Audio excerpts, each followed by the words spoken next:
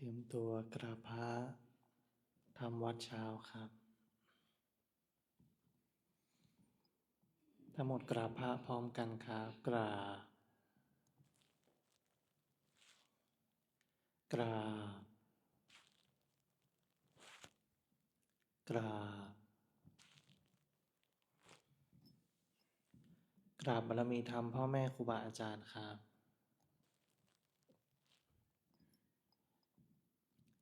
ทั้งหมดกล่าวคำบูชาพระรัตนตรัยพร้อมกันครับอิมินาสการนะพุทธังอภิปูชยามะอิมินาสการนะธัมมังอภิปูชยามะอิมินาสการนะสังฆังอภิปูชยามะอะระหังสัมมาสัมพุทโธภควาพุทธังภวันตังอภิวาเทมิสวากขาโตภควตาธัมโมธัมมังนามัสสามิสุปฏิปันโนภควโตสาวกสังโฆสังฆังนะมามิ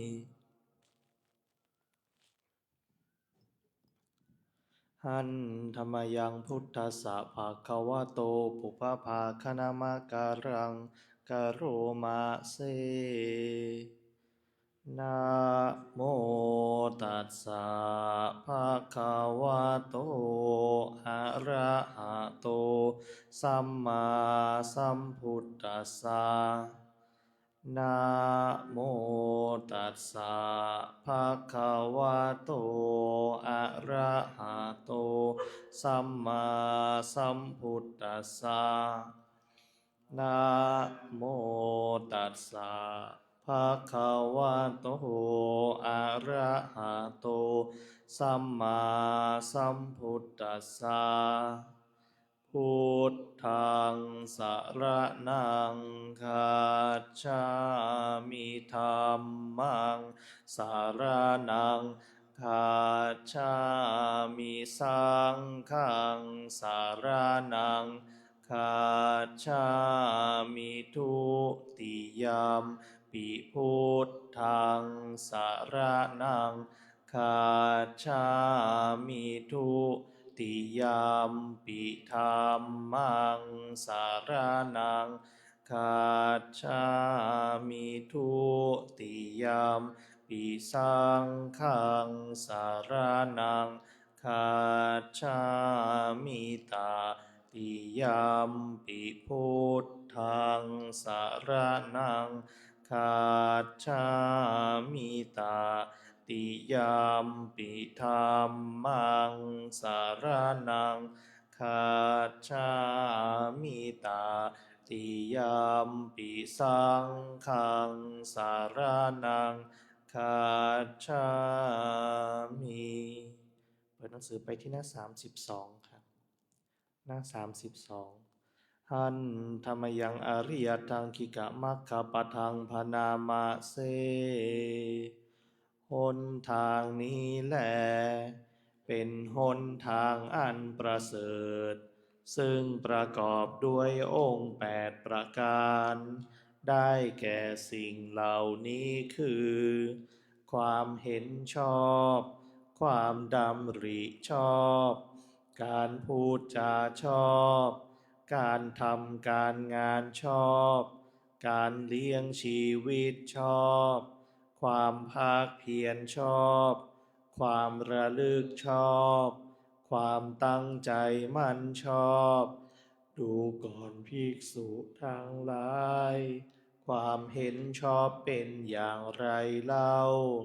ดูก่อนภิกษุทั้งหลาย ความรู้อันใด เป็นความรู้ในทุกข์ เป็นความรู้ในเหตุให้เกิดทุกข์ เป็นความรู้ในความดับแห่งทุกข์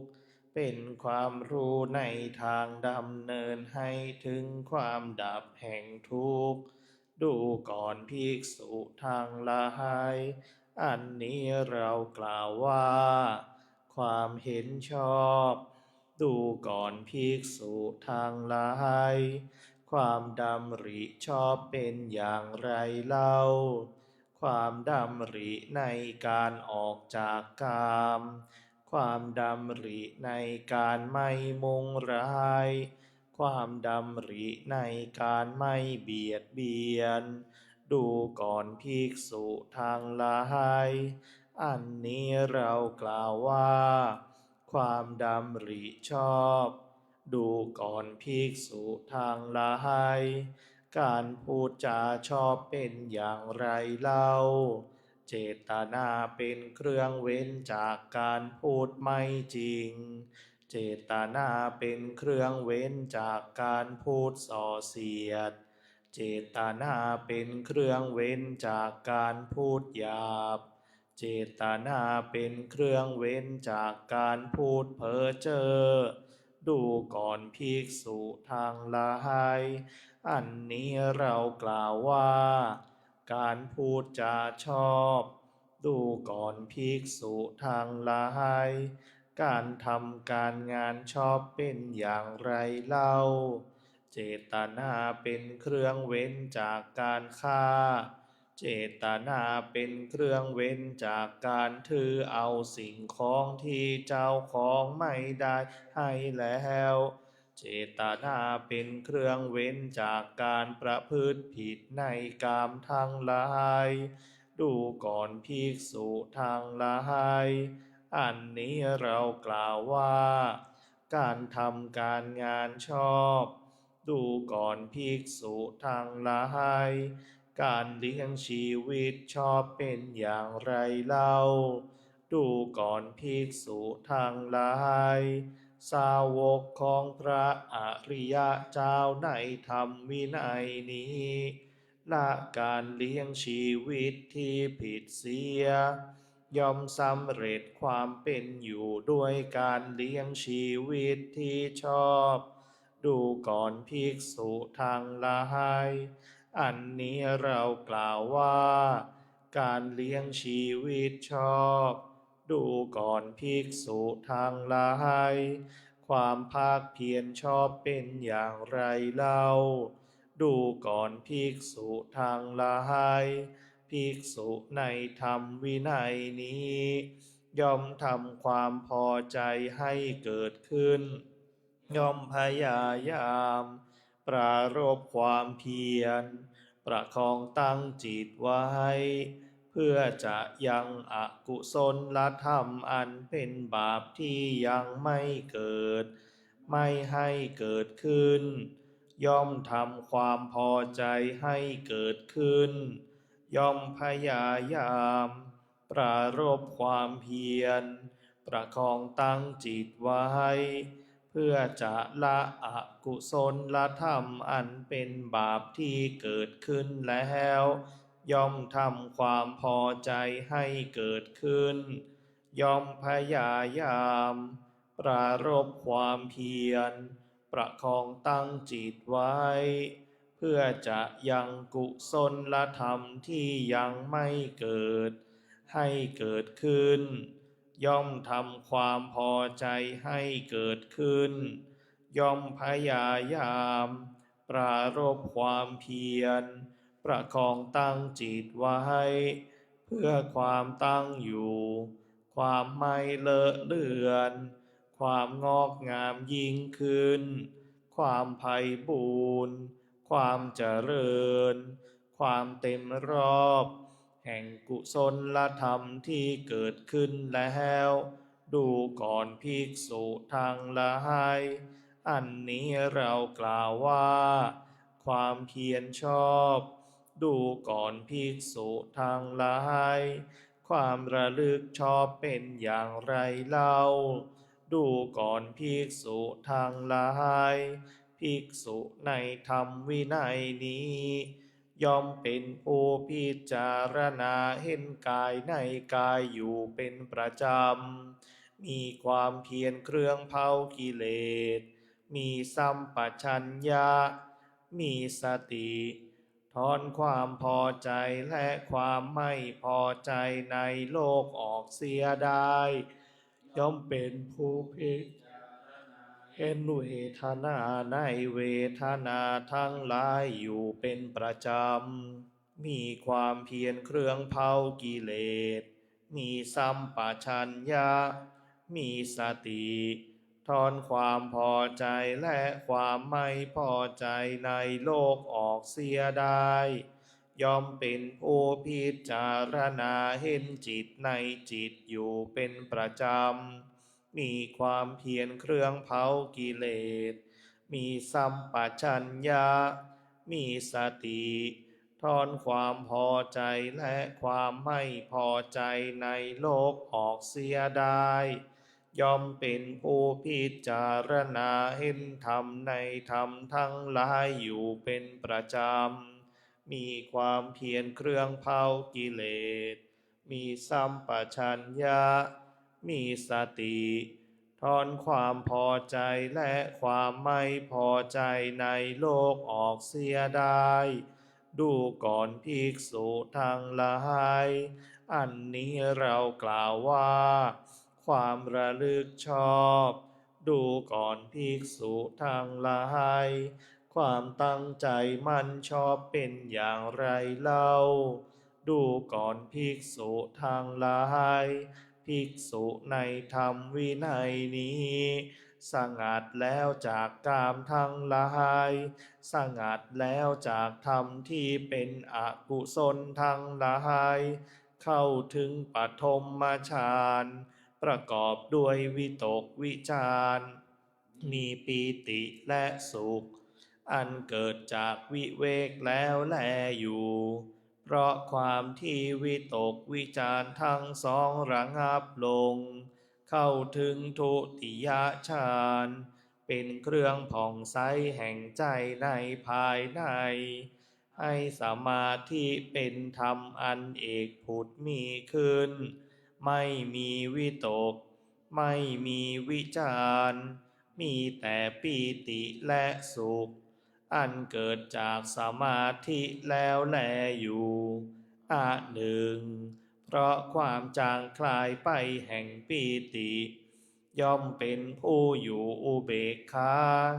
มีสติและสัมปชัญญะ และย่อมเสวยความสุขด้วยนามกายชนิดที่พระอริยเจ้าทั้งหลายย่อมกล่าวสรรเสริญผู้นั้นว่า เป็นผู้อยู่อุเบกขา มีสติอยู่เป็นปกติสุข ดังนี้เข้าถึงตติยฌานแล้วแลอยู่ เพราะละสุขเสียได้ และเพราะละทุกข์เสียได้ เพราะความดับไปแห่งโสมนัสและโทมนัสทั้งสองในการก่อน เข้าถึงจตุตถฌานไม่มีทุกข์ไม่มีสุข มีแต่ความที่สติเป็นธรรมชาติบริสุทธิ์เพราะอุเบกขาแล้วแลอยู่ ดูก่อนภิกษุทั้งหลายอันนี้เรากล่าวว่านังนันติวัตตโนเอวังตวังวิจัยโยโหชัยยสุชัยยามังคะเลอาปาราจิตตาปัลลังเกสีปัทาวิโปกาเรอาภิเสเกสัพพพุทธานังอัคคปัตโตปะโมทัส สุนัขตังสุมังคาลังสุปาพาตังสุหุติตังสุขาโนสุโหโตจะสุยิทังพระมาจาริสุปะทาขีนังกายกัมมังวาจาปะทาขีนังปะทาขีนังมโนกัมมังปะนิทิเตปะทาขีนาปะทาขีนานิกาตวานาลาพันตัตเถปะทาขีเนสุโขพุทธานังอุปาโทสุขาสัทธรรมเตสานสุขาสังคัสสะสามัคคีสามัคคานังตะโปสุโขคติเศธโธชะเนตัสสามิงเยโคตาปาติชายโนวิชชาจาระนาสัมปันโนโสเศธโธเทวามนุษย์เศรษฐีวาตาปาติอาทิจโจรติมาภาจันทิมาสันนัตโทคาติโยตาปาติชายิตาปาติพระมโนอัฏฐสัพพะมโหรัตตังพุทโธตาปาติเตชะสาโรขยาปารามาลาภาสันตุถีปารามังทานังวิสาสาปาระมายาตินิพพานังปะระมังสุขขัง